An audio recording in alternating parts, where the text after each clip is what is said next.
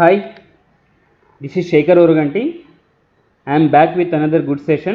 ఈరోజు నేను మీకు కొన్ని మల్టీ బ్యాగర్ స్టాక్స్ గురించి ఎక్స్ప్లెయిన్ చేద్దాం అనుకుంటున్నాను.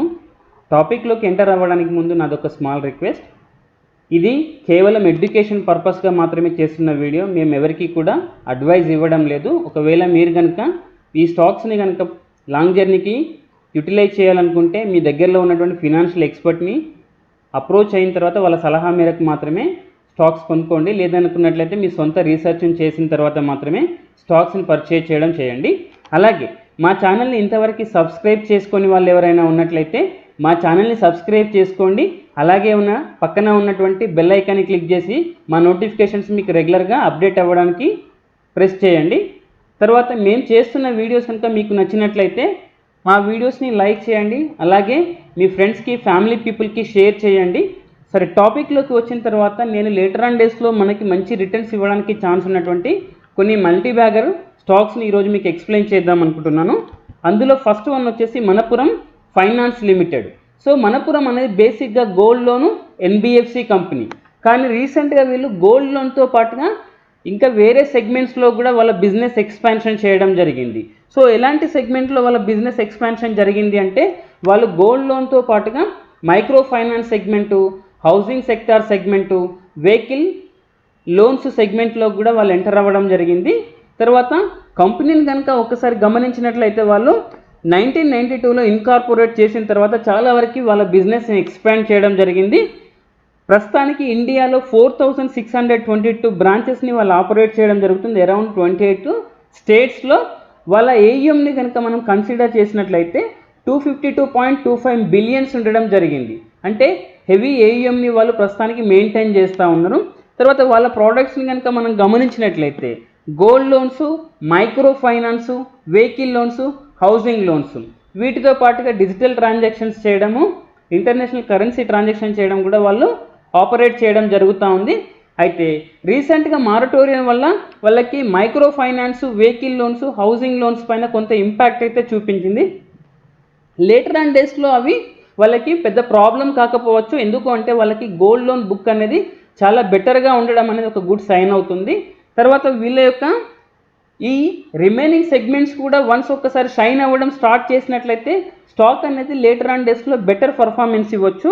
వన్స్ ఒకసారి మనం టెక్నికల్ ఆస్పెక్ట్లో కనుక గమనించినట్లయితే రీసెంట్గా జరిగినటువంటి క్రైసిస్లో స్టాక్ అనేది 80 రూపీస్ లెవెల్కి రీచ్ అవ్వడం జరిగింది. అక్కడి నుండి ప్రస్తుతానికి 150 లెవెల్కి అయితే మళ్ళీ రిట్రేస్ అవ్వడం జరిగింది. స్టాక్లో ఇంతకుముందు నేను చెప్పినట్టుగా ఈ రిమైనింగ్ ప్రోడక్ట్స్ కూడా వెల్ అండ్ గుడ్గా పర్ఫామ్ చేయడం స్టార్ట్ చేస్తే నెక్స్ట్ 5 to 6 ఇయర్స్లో స్టాక్ అనేది మంచి పొజిషన్కి రీచ్ అవ్వడానికి చాలా వరకు ఛాన్సెస్ ఉన్నాయి. ఎందుకు అంటే వాళ్ళ కంపెనీ యొక్క గోల్డ్ లోన్ హోల్డింగ్స్ కనుక మనం ఒకసారి గమనించినట్లయితే ఎవ్రీ క్వార్టర్ ఆన్ క్వార్టర్ వాళ్ళ యొక్క గోల్డ్ టన్నేజ్ అయితే పెరగడం జరుగుతూ ఉంది. గ్రోత్ లెవెల్స్ అనేవి అట్రాక్టివ్గా ఉండడం జరిగింది. సో నెక్స్ట్ 1-2 ఇయర్స్కి కనుక మనం గమనించినట్లయితే వాళ్ళ గ్రోత్ అనేది చాలా వరకు బ్రైట్లో ఉంటుంది. సో ఈ స్టాక్ని మనం లాంగ్ జర్నీకి యూటిలైజ్ చేసుకున్నట్లయితే ఫండమెంటల్ ఆస్పెక్ట్ని కూడా గమనించినట్లయితే నెట్ ఇంట్రెస్ట్ ఇన్కమ్ పెరుగుతూ ఉండడం ఒక మంచి వ్యూ అనుకోవచ్చు. దాంతోపాటు ఇంట్రెస్ట్తో పాటు గ్రోత్ కూడా పెరుగుతూ ఉండడం, ఈ ఇయర్ నుంచి వాళ్ళ యొక్క గ్రోత్ కూడా బిల్ట్ అవ్వడం అనేది ఒక గుడ్ సైన్ అనుకోవచ్చు. నెట్ ప్రాఫిట్ కూడా ఇయర్ ఆన్ ఇయర్ గ్రోత్ అవుతూ వస్తూ ఉంది. తర్వాత రిటర్న్ ఆన్ ఈక్విటీ అనేది మనకి ఆర్ఓఈ అనేది కూడా ఈ ఇయర్ నుంచి చాలా బ్రైట్గా కనిపించబోతూ ఉంది. ఇలాంటి మనం ఫండమెంటల్ ఆస్పెక్ట్స్ని కూడా గమనించినట్లయితే స్టాక్ని లాంగ్ జర్నీకి హోల్డ్ చేయడం మంచిదని నా పర్సనల్ అడ్వైస్. దెన్ మీకు నేను చెప్దాం అనుకున్న సెకండ్ స్టాక్ వచ్చేసి కేఈసీ ఇంటర్నేషనల్ లిమిటెడ్.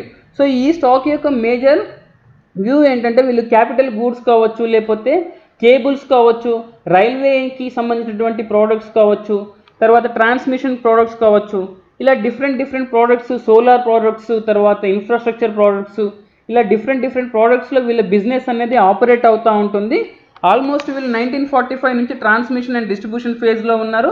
ఆర్పీజీ అనే కంపెనీ ఇన్కార్పొరేట్ చేసిన తర్వాత రైల్వేస్లోకి వాళ్ళకి సంబంధించినటువంటి క్యాపిటల్ గూడ్స్ ఏవైతే ఉంటుందో దానిలో బిజినెస్లోకి మూవ్ అవ్వడం జరిగింది. తర్వాత కేబుల్స్ బిజినెస్లోకి, తర్వాత వాటర్ రిలవెంట్గా ఉండేటువంటి ప్రాజెక్ట్స్ కావచ్చు, తర్వాత సోలార్ ప్రాజెక్ట్స్ కావచ్చు, సివిల్ ఇంజనీరింగ్ ప్రాజెక్ట్స్ కావచ్చు, తర్వాత ఇన్ఫ్రాస్ట్రక్చర్కి సంబంధించినటువంటి ప్రాజెక్ట్స్లోకి ఎంటర్ అవ్వడం జరిగింది.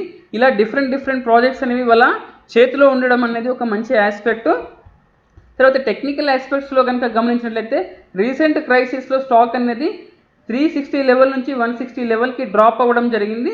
తర్వాత ఇప్పుడు జరుగుతున్నటువంటి ఈ ర్యాలీలో స్టాక్ అనేది 160 లెవెల్ నుంచి 350 లెవెల్ వరకు రీచ్ అవ్వడం జరిగింది. ప్రస్తుతానికి 330 రేంజ్లో ట్రేడ్ అవుతూ ఉంది.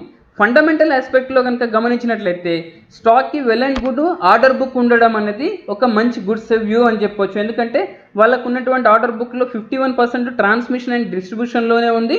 తర్వాత రైల్వేకి సంబంధించినటువంటి బుక్ అనేది 28% ఉండడం జరిగింది. ఇది ఒక మేజర్ ఆస్పెక్ట్. కేబుల్స్ బిజినెస్ అనేది ఒక 14% ఆపరేట్ చేయడం జరుగుతుంది. ఇంటర్నేషనల్ ఆస్పెక్ట్లో గమనించినట్లయితే 64% వాళ్ళ యొక్క బిజినెస్ ఇండియాలో ఆపరేట్ అవుతే రిమైనింగ్ 36% అనేది అబ్రాడ్లో రిమైనింగ్ కంట్రీస్లో వాళ్ళు ఆపరేట్ చేయడం జరుగుతుంది. తర్వాత ఫైనాన్షియల్ ఆస్పెక్ట్స్ కనుక గమనించినట్లయితే నెట్ సేల్స్ అనేది ఎవ్రీ ఇయర్ ఆన్ ఇయర్ పెరుగుతూ రావడం అనేది ఒక మంచి వ్యూ అనుకోవచ్చు. దాంతోపాటు ఎబిటా మార్జిన్స్ కూడా పెరుగుతూ ఉన్నాయి. చూడండి ఇక్కడ మనకి ఫినాన్షియల్ ఇయర్ 20లో కనుక గమనించినట్లయితే వాళ్ళ ఎబిటా మార్జిన్ సేల్స్ అయితే చూసినట్లయితే 12,344గా ఉండేది. 2021కి వచ్చేసరికి 11,934, తర్వాత 22కి వచ్చేసి అరౌండ్ 14,283 వరకు వెళ్ళడానికి ఛాన్స్ ఉంది. నెట్ ప్రాఫిట్ కూడా ఇయర్ ఆన్ ఇయర్ పెరగడం అనేది ఒక గుడ్ సైన్ అనుకోవచ్చు. తర్వాత ఈపీఎస్ కూడా పెరగడం అనేది ఒక మంచి సంకేతము. పీఈ లెవెల్స్ కూడా అట్రాక్టివ్గా ఉండడం అనేది ఒక గుడ్ వ్యూ. ఆర్ఓసిఈ కూడా మోర్ దెన్ 15 ఇక్కడ మనకి పర్సంటేజ్ అయితే ఉండడం జరుగుతూ ఉంది. ఇది ఒక బెటర్ వ్యూ అనుకోవచ్చు. లాంగ్ జర్నీకి స్టాక్ అనేది వెల్ అండ్ గుడ్ ఆస్పెక్ట్గా నేను నా పర్సనల్ వ్యూలో చెప్తా ఉన్నాను. తర్వాత ఈ స్టాక్లో టాప్ 10 హోల్డర్స్ని కనుక గమనించినట్లయితే చాలా మంచి కంపెనీస్ ఈ స్టాక్ని హోల్డ్ చేయడం జరిగింది. More than 1%, 2%. సో అందులో హెచ్డిఎఫ్సి ట్రస్ట్ వాళ్ళు కూడా ఉన్నారు, హెచ్డిఎఫ్సి మ్యూచువల్ ఫండ్ కంపెనీ వాళ్ళు ఉన్నారు, స్వాలో అసోసియేట్స్ ఉన్నారు, సమ్మిట్ సెక్యూరిటీస్ వాళ్ళు ఉన్నారు. తర్వాత Kotak Mahindra asset mutual fund వాళ్ళు 3% వరకు వాళ్ళు హోల్డ్ చేశారు. ఆదిత్య బిర్లా సన్ లైఫ్ వాళ్ళు కూడా 3% వరకు హోల్డ్ చేయడం జరిగింది. ఎల్ఐసి వాళ్ళు కూడా 2.7% వరకు హోల్డ్ చేయడం జరిగింది. ఐడిఎఫ్సి మ్యూచువల్ ఫండ్ వాళ్ళు కూడా 2.5% వరకు హోల్డ్ చేయడం జరిగింది. తర్వాత ఈ స్టాక్ యొక్క షేర్ హోల్డింగ్ ప్యాటర్న్ కనుక మనం గమనించినట్లయితే ప్రమోటర్స్ అరౌండ్ 51% వరకు ఉన్నారు. తర్వాత ఫారెన్ ఇన్వెస్టర్స్ అరౌండ్ 8.8% వరకు ఉన్నారు. తర్వాత డొమెస్టిక్ ఇన్వెస్టర్స్ 27% వరకు ఉన్నారు. అదర్ ఇన్వెస్టర్స్ 12% వరకు ఉన్నారు. సో ఇది ఒక స్టాక్కి గుడ్ ఆస్పెక్ట్ అనుకోవచ్చు. లాంగ్ జర్నీకి వెల్ అండ్ గుడ్ స్టాక్గా నేను మీకు అడ్వైజ్ చేయడానికి ఇష్టపడుతున్నాను. తర్వాత నెక్స్ట్ స్టాక్ అయితే వచ్చేసి కోరమండల్ అనేది ఒక అగ్రికల్చర్ బేస్డ్ స్టాక్, తర్వాత ఒక కెమికల్ స్టాక్ అని కూడా మనం అనుకోవచ్చు. సో ఈ కోరమండల్ అనేది మోస్ట్లీ ఒక ఫెర్టిలైజర్ బేస్డ్ స్టాక్. సో ఈ స్టాక్ని కనుక మనం గమనించినట్లయితే ఇండియాలో టాప్ 2లో ఉన్నటువంటి ఒక మంచి company. Every year on year వాళ్ళ ఫెర్టిలైజర్స్ ఏవైతే ప్రొడక్షన్ ఉంటుందో అది 4.5 మిలియన్ టన్స్ మార్కెటింగ్ మ్యానుఫ్యాక్చరింగ్ అయితే జరుగుతూ ఉంది. కోరమండల్ అనేది మనం ఒకసారి గమనించినట్లయితే ఎంటైర్ గ్లోబ్లో వాళ్ళ యొక్క ప్రోడక్ట్ ఎక్స్పాన్షన్ అనేది జరుగుతూ ఉంది. మోర్ ఓవర్ వాళ్ళు ఇండియాలో మ్యానుఫ్యాక్చరింగ్ అనేది ఎక్కువగా ఆంధ్రప్రదేశ్, తెలంగాణ, కర్ణాటక అండ్ మహారాష్ట్ర ఇట్లా 800 రూరల్ రీటైలర్ సెంటర్స్ అయితే వాళ్ళకి ఉండడం జరిగింది. తర్వాత కంపెనీ యొక్క రిమైనింగ్ ప్రోడక్ట్స్ని కనుక గమనించినట్లయితే గ్రోమోర్ అనేది వాళ్ళు ఎక్కువగా ప్రొడక్షన్ చేస్తూ ఉంటారు. దాంతోపాటు నైట్రో ప్లస్, తర్వాత మ్యాజిక్ డ్రాప్, ఇట్లా రిమైనింగ్ ప్రోడక్ట్స్, బోల్డ్ అనే ప్రోడక్ట్స్ కూడా వాళ్ళు మనకు అందించడం జరుగుతూ ఉంది. తర్వాత కంపెనీ యొక్క టెక్నికల్ ఆస్పెక్ట్స్ని కనుక గమనించినట్లయితే రీసెంట్గా 48 లెవెల్ నుంచి 840 లెవెల్ వరకు స్టాక్ మూవ్ అవ్వడం జరిగింది. ప్రస్తుతానికి 800 లెవెల్లో ట్రేడ్ అవుతూ ఉంది.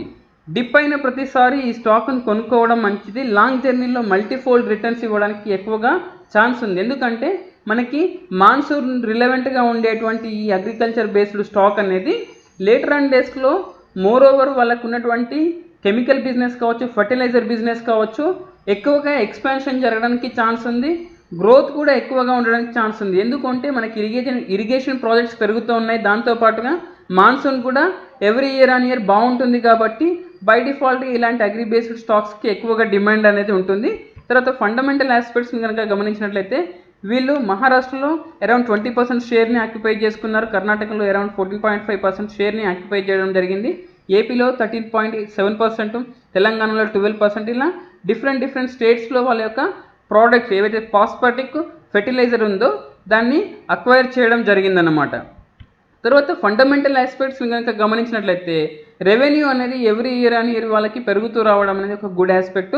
దాంతోపాటుగా ఆపరేటింగ్ ప్రాఫిట్ కూడా ఇక్కడ మనం గమనించినట్లయితే ఎవ్రీ ఇయర్ ఆన్ ఇయర్ పెరుగుతూ వస్తూ ఉంది. ఈ ఇయర్ కనుక గమనించినట్లయితే అరౌండ్ 17.31 ఇక్కడ మనకి క్రోర్స్ అయితే కనబడతా ఉంది. తర్వాత 2021లో 2000 క్రోర్స్ వరకు వాళ్ళ ఆపరేటింగ్ ప్రాఫిట్ వెళ్ళడానికి రెడీగా ఉంది. తర్వాత ఎబిటా మార్జిన్ కూడా ఎవ్రీ ఇయర్ ఆన్ ఇయర్ పెరుగుతూ వస్తూ ఉంది.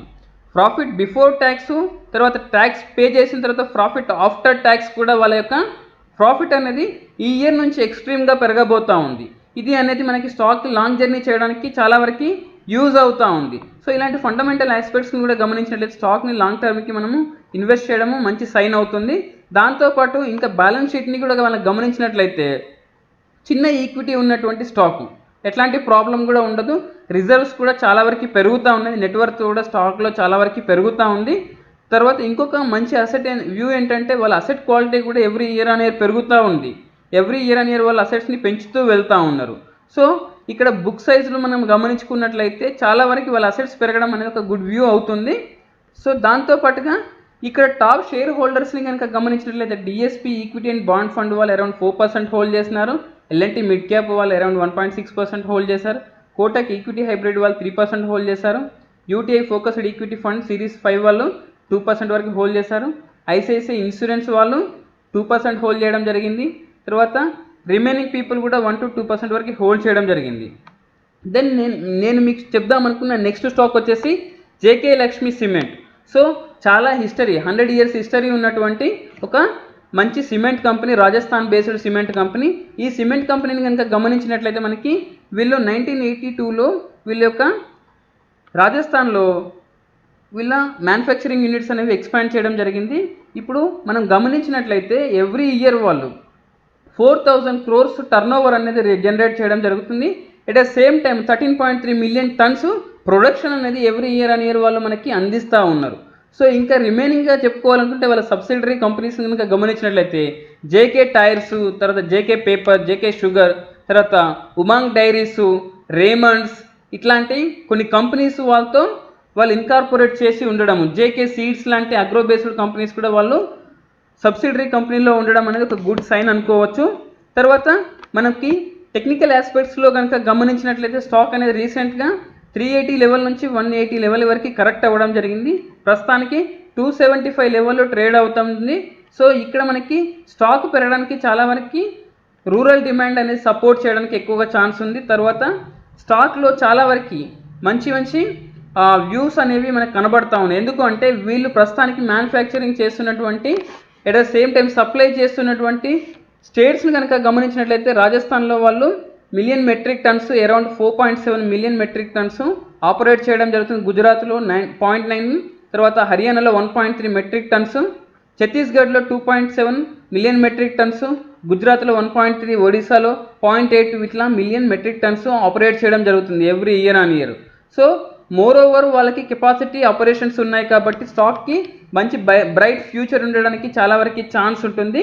తర్వాత స్టాక్ యొక్క కీ ఫైనాన్షియల్ సమ్మరీని కనుక ఒకసారి గమనించినట్లయితే నెట్ సేల్స్ అనేది ఎవ్రీ ఇయర్ ఆన్ ఇయర్ పెరుగుతూ రావడం అనేది మనకి స్టాక్కి ఉన్న డిమాండ్ ఏంటో చెప్పగానే చెప్పుతూ ఉంది. ఎబిటా మార్జిన్స్ కూడా పెరుగుతూ ఉన్నాయి ఎవ్రీ ఇయర్ ఆన్ ఇయర్.